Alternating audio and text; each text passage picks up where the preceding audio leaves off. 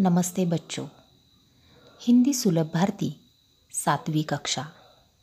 आज हम दूसरी इकाई में से शब्द संपदा यह पाठ देखने वाले हैं। इस पाठ के लेखक हैं डॉक्टर सूर्यनारायण रणसुभे।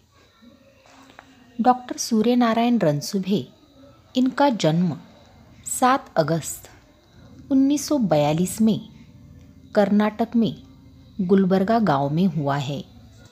इन्होंने लगभग 65 पुस्तकें लिखी है। अनुवाद का समाजशास्त्र तथा हिंदी कथा साहित्य और देश विभाजन इनके उल्लेखनीय हैं। डॉक्टर रणसुभे जी मराठी भाषी हिंदी लेखक, प्राध्यापक, अनुवादक, समीक्षक के रूप में जाने जाते हैं। लेखक डॉक्टर सूर्यनारायण रणसुभे भाषा के विकास और उसके महत्व के बारे में बता रहे हैं। भाषा के कारण ही मानव संस्कृति का विकास संभव हो सका है। भाषा सार्थक शब्दों का संयोजन है। भाषा में शब्दों का बहुत महत्व है। शब्द मनुष्य को ज्ञान से जोड़ते हैं, मनुष्यों को एक दूसरे से जोड़ते हैं, मनुष्य को हंसाते हैं, प्रेरणा देते हैं। भाषा की समृद्धि के लिए वाचन आवश्यक है। शब्दकोश पढ़ने से भी शब्द संपदा बढ़ती है। प्रस्तुत निबंध के माध्यम से लेखक ने शब्दों की शक्ति को दिखाते हुए इनकी संपदा को बढ़ाने के लिए जागरूक किया है। बच्चों, मनुष्य ने अपना विकास कैसे किया, यह तुम सबने कहीं सुना होगा या कहीं पढ़ा होगा। मनुष्य जब आदिम अवस्था में था, यानी कि जब से वो जंगल में रहता था, तब से आज तक, यानी कि आधुनिक मनुष्य तक, इनकी विकास यात्रा का रहस्य क्या है, इसके बारे में हमें पता नहीं है। अधिकतर लोग इसका उत्तर देते हुए कहते हैं कि अन्य प्राणियों की तुलना में मनुष्य का विकसित मस्तिष्क इस पूरी प्रगति व संस्कृति के मूल में है। लेकिन यह उत्तर अपूर्ण है, क्योंकि पूर्ण उत्तर क्या है यह तुम्हें पता होना चाहिए। मनुष्य ने जो अपनी प्रगति की है, वह प्रगति इस मस्तिष्क ने जो भाषा खोजी है उस खोज में है। भाषा ही सभी प्रगति की जड़ में है। दुनिया में जितनी भी ज्ञान शाखाएं हैं, उनका विकास भी भाषा के कारण ही हुआ है। अब भाषा किससे कहते हैं, भाषा का अर्थ क्या है, देखो। भाषा यानी सार्थक शब्दों का व्यवस्थित क्रमबद्ध संयोजन। यह जो शब्द है, इनका जो संसार है, यह बड़ा ही विचित्र है। शब्दों की ताकत की ओर हमारा ध्यान कभी नहीं जाता। शब्द मनुष्य को ज्ञान से जोड़ते हैं। शब्द ही मनुष्य को मनुष्य से जोड़ते हैं और शब्द ही मनुष्य को मनुष्य से तोड़ते हैं। देखा ना, शब्दों का यह जो संसार है, यह कितना विचित्र है, क्योंकि शब्द से हम ज्ञान पाते हैं। मनुष्य मनुष्य से जोड़ा जाता है और कभी कभी तो मनुष्य मनुष्य से तोड़ा भी जाता है। विज्ञान की दृष्टि से तो अक्षर ध्वनि के चिन्ह है, निर्जीव है। मनुष्य ही उन्हें अर्थ देता है, जीवंत बनाता है। जब शब्द जीवंत हो जाते हैं, तो फिर उनमें मनुष्य के विविध स्वभाव गुण आने लगते हैं। यानी यहाँ देखो, मनुष्य का जो स्वभाव है, मनुष्य के जो गुण हैं, उनमें हमें शब्द नजर आते हैं, क्योंकि इनमें से ही शब्द जीवंत हो जाते हैं। मनुष्य स्वभाव के जितने विभिन्न नमूने हैं, उतने ही शब्दों के स्वभाव के नमूने हैं। हमने संसार में देखा है कि मनुष्य के स्वभाव अलग अलग होते हैं, वैसे ही शब्दों के स्वभाव भी अलग अलग होते हैं। जैसे कुछ लोग औरों को हंसाने का काम करते हैं, तो वैसे ही कुछ शब्द भी लोगों को हंसाते हैं। जैसे कुछ मनुष्य औरों को हमेशा तकलीफ देते हैं, वैसे कुछ शब्दों के उच्चारण मात्र से सामने वाला व्यक्ति व्यथित हो जाता है। तो यहाँ भी देखो, मनुष्य के जो अलग अलग स्वभाव है, कभी कोई मनुष्य औरों को हंसाता है, तो कुछ मनुष्यों की एक आदत होती है कि हमेशा दूसरों को तकलीफ देना। ऐसे ही शब्द भी अलग अलग होते हैं। कुछ शब्दों से लोग हंसते हैं, तो कुछ शब्दों से लोगों को दुख होता है, वे व्यथित हो जाते हैं। कई बार समाज में हम कुछ ऐसे शब्द सुनते हैं जिसे सुनकर हमें रोना आता है। कुछ लोग हमें बड़े प्रिय लगते हैं, वैसे ही कुछ शब्द भी बहुत प्रिय होते हैं। उन्हें बार बार सुनने की, गुनगुनाने की हमें इच्छा होती है। एक और देखो, कुछ शब्द धोखा देने वाले होते हैं, तो कुछ शब्द निरर्थक, जिनका कोई भी अर्थ नहीं है, ऐसे होते हैं। तो दूसरी ओर कुछ शब्द बहुत ही सज्जन, सात्विक, सभ्य और सुसंस्कृत होते हैं। जैसे हम समाज में देखते हैं कि कुछ मनुष्य सज्जन, सात्विक, सभ्य और सुसंस्कृत होते हैं, उन्हीं के जैसे ही कुछ शब्द होते हैं। तो कभी कुछ शब्द हमें निष्क्रिय बना देते हैं। कुछ मत करो, जो भाग्य में है वह तो मिल ही जाएगा, नहीं है तो नहीं मिलेगा।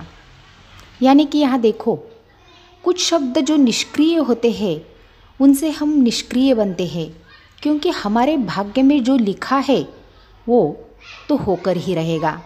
जो हमारे भाग्य में है वो हमें मिल ही जाएगा, और जो हमारे भाग्य में नहीं है वो हमें नहीं मिलेगा। न्यूटन ने कहा है कि किसी भी काम की सफलता के लिए 90% परिश्रम और 5% बुद्धि और 5% संयोग की ज़रूरत होती है। परंतु याद रखना, किसी भी काम को पूर्णत्व देने के लिए 90% कठोर परिश्रम की ज़रूरत होती है। ऐसे शब्द जो हमें निष्क्रिय करते रहते हैं, उन्हें हमें अपने जीवन व्यवहार से निकाल बाहर करना चाहिए।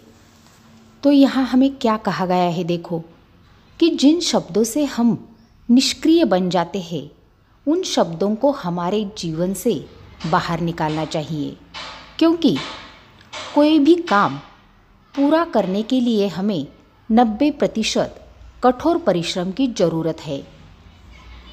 कुछ भाषाओं के शब्द किसी भी अन्य भाषा से मित्रता कर लेते हैं और उन्हीं में से एक बन जाते हैं। यानी कि जो कोई भी भाषा हो, अन्य अलग भाषा के शब्द के साथ मैत्री बना लेते हैं और उन्हीं में से एक बन जाते हैं। हम अक्सर अपने क्लास में भी देखते हैं, देखो हमारे कुछ मित्र ऐसे होते हैं जो सब में घुल मिल जाते हैं, और हमारे कुछ मित्र ऐसे होते हैं जो किसी से बातचीत नहीं करते। लगता है कि वे औरों से मित्रता नहीं कर पाते। शब्दों का भी ऐसा ही स्वभाव होता है। विशेषकर देखो, अंग्रेजी भाषा के कई शब्द जब भी किसी प्रदेश में गए हैं, वहाँ की भाषाओं में घुल मिल गए हैं। जैसे देखो, बस, रेल, कार, रेडियो, स्टेशन, यह जो अंग्रेजी शब्द है, कौन से भी प्रदेश में देखो, इनका उच्चारण यही है। कहा जाता है कि तमिल भाषा के शब्द केवल अपने परिवार, द्रविड़ परिवार तक ही सीमित रहते हैं। यानी कि तमिल भाषा के जो शब्द हैं वो केवल उनका जो परिवार है, द्रविड़ परिवार, उन्हीं तक सीमित रहते हैं। वे किसी से घुलना मिलना नहीं चाहते। हिंदी के भी कुछ शब्द मिलनसार है, लेकिन सब नहीं। कुछ शब्द तो अंत तक अपना स्वतंत्र अस्तित्व बनाए रखते हैं, यानी कि उनमें किसी भी तरह का बदल नहीं होता। अपने मूल रूप में ही वे अन्य स्थानों पर आते हैं। पर कुछ शब्द अन्य भाषा के साथ इस प्रकार जुड़ जाते हैं कि उनका स्वतंत्र रूप खत्म सा हो जाता है। यानी कि जब हिंदी के कुछ शब्द जब हमें किसी अन्य भाषा के साथ दिखाई देते हैं तो उनका स्वतंत्र रूप खत्म सा हो जाता है, उनका अलग रूप हमें दिखाई देता है।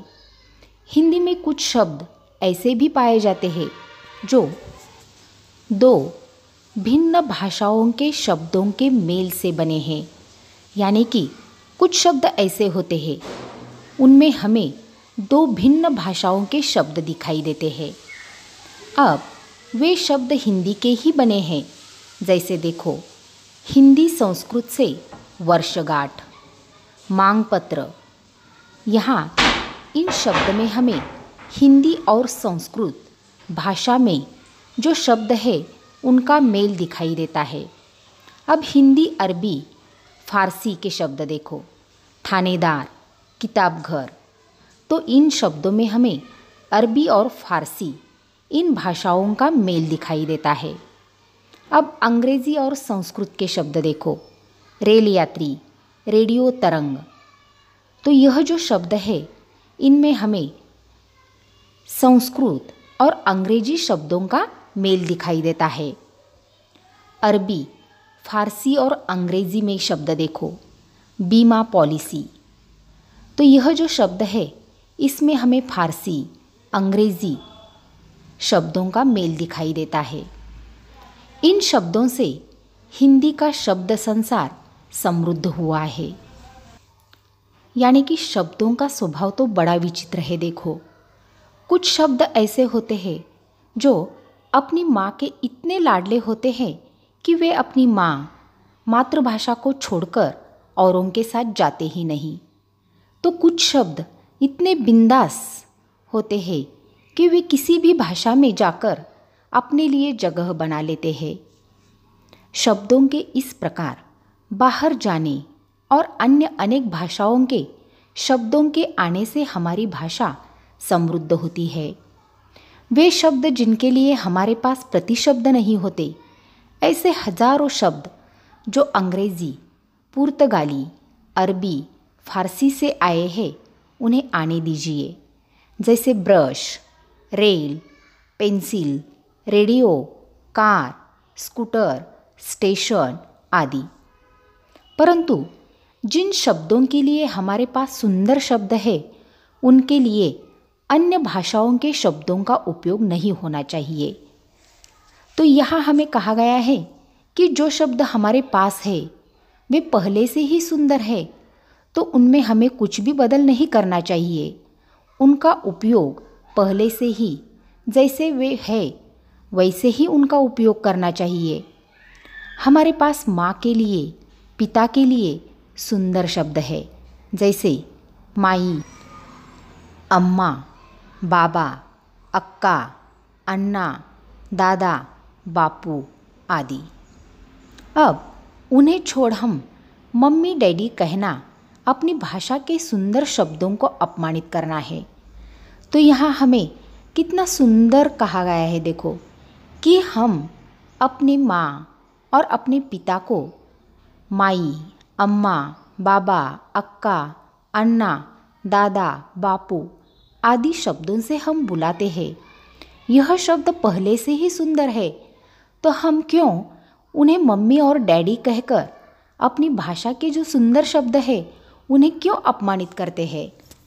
माँ, पिताजी, इन शब्दों में कितनी मिठास है। देखो, यह शब्द उच्चारण करते ही हमारा दिल प्यार से भर जाता है। ऐसे यह शब्द सुंदर है तो क्यों हम उन्हें मम्मी डैडी कहते हैं। यह कहकर हम अपनी भाषा के सुंदर शब्दों का अपमान करते हैं।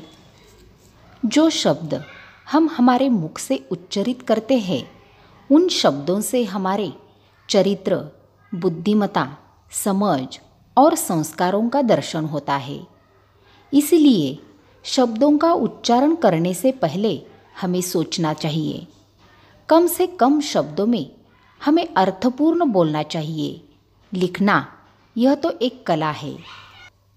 कम से कम शब्दों में अर्थपूर्ण बोलना और लिखना यह जो कला है, यह कला विविध पुस्तकों के वाचन से और परिश्रम से साध्य हो सकती है। इसलिए हमें ज़्यादा से ज़्यादा पुस्तकों का वाचन करना चाहिए। मात्र एक गलत शब्द के उच्चारण से वर्षों की दोस्ती में दरार पड़ सकती है, क्योंकि जब भी कभी हमारे मुंह से एक गलत शब्द निकलता है तो उससे सामने वाले पर बुरा असर पड़ता है। अब किस समय, किसके सामने और किस प्रकार के शब्दों का प्रयोग हमें करना चाहिए, इसे अनुभव, मार्गदर्शन, वाचन और संस्कारों द्वारा ही सीखा जा सकता है। सुंदर, उपयुक्त और अर्थमय शब्दों से ही वाक्य परीक्षा में लिखे जाते हैं। उस कारण ही अच्छी श्रेणी हमें प्राप्त होती है। अनाप शनाप शब्दों का प्रयोग हमेशा हमारे लिए हानिकारक होता है। बोलने से पहले हमें 1000 बार सोचना चाहिए, क्योंकि हमारे मुख से जो शब्द उच्चारित होते हैं उसका गलत परिणाम सामने वाले पर होता है। प्रत्येक व्यक्ति के पास उसकी स्वयं की शब्द संपदा होती है, लेकिन हमारे इस शब्द संपदा को बढ़ाने के लिए हमें साहित्य के वाचन की ज़रूरत होती है। जब हमें शब्दों के कुछ अर्थ समझ में नहीं आते तो उन अर्थों को जानने के लिए शब्दकोश भी जरूरी होता है। शब्दकोश का एक पन्ना रोज हम एकाग्रता से पढ़ेंगे तो शब्द संपदा की शक्ति का पता चल जाएगा। तो अब तय करो कि अपनी शब्द संपदा बढ़ानी है। इसके लिए वाचन संस्कृति को बढ़ाओ, पढ़ना शुरू करो, तुम भी शब्द संपदा के मालिक हो जाओगे। तो यहाँ लेखक ने हमें यह संदेश दिया है कि हमें अपनी शब्द संपदा बढ़ानी चाहिए। प्रत्येक व्यक्ति के पास उसकी स्वयं की शब्द संपदा तो होती है, लेकिन हमारी शब्द संपदा अगर हमें बढ़ानी है तो हमें वाचन करना पड़ेगा, वाचन संस्कृति को बढ़ाना पड़ेगा, पढ़ना पड़ेगा, तभी हम शब्द संपदा के मालिक बनेंगे। लेखक कहते हैं कि शब्द हमारे जीवन में बहुत ही प्रभावी माध्यम है, जिनकी सहायता से हम औरों को हंसाते हैं, रुलाते हैं। हमारी शब्द संपदा बढ़ाने के लिए हमें वाचन अवश्य करना चाहिए। अलग अलग साहित्य का वाचन करने से हमारी शब्द संपदा बढ़ती है। जब हमारा वाचन विकसित होगा, हमें अलग अलग अर्थों के शब्दों के बारे में पता चलेगा और शब्द संपदा के हम मालिक बन जाएंगे।